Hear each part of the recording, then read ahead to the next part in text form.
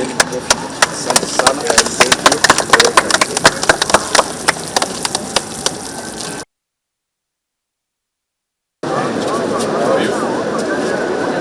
The best display and presentation in insurance services, National Health Insurance Fund. So this is Mr. Kenya. 2023. Siweze kutembea tafadhali sasa. Mheshimiwa. Anamuona kabisa.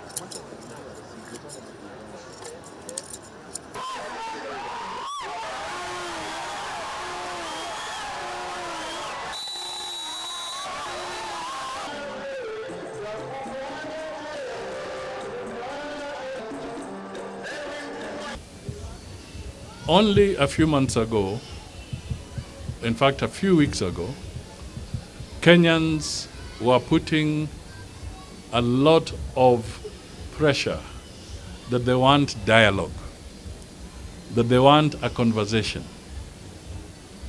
They were saying Maandamano is hurting them, so they want a conversation. Now, this conversation is taking place. And I'm happy that it has gone through a process where it is now validated as a parliamentary process.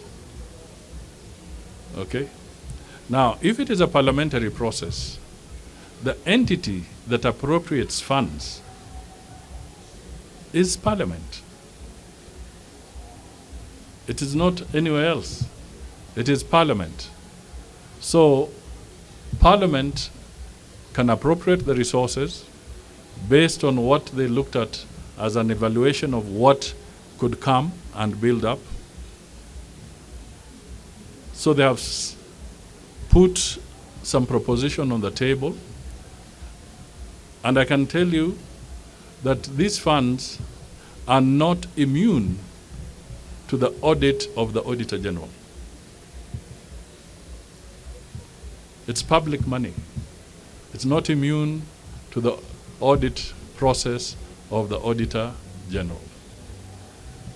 Equally, to appropriate any funds, it must be consistent with the Public Finance Management Bill, or Public Finance Management Act, not Bill, Act, which is in law, which stipulates how resources can be utilized and for what purpose they can be utilized. So as far as I'm concerned, the appropriation is not a problem.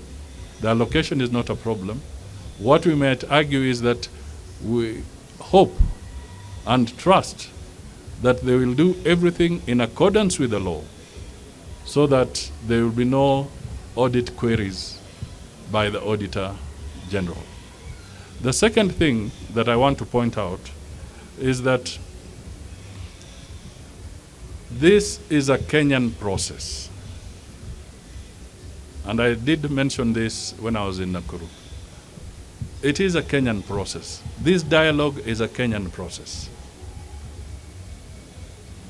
We don't want a Kenyan process funded by external resources. It's Kenyans. Kenyans are involved in a dialogue. Let them manage their affairs. If for some reason this dialogue process was funded by country X or by country Y, and we have that famous message that he who pays the piper calls the tune. So the flip side of this argument, my brother, is this.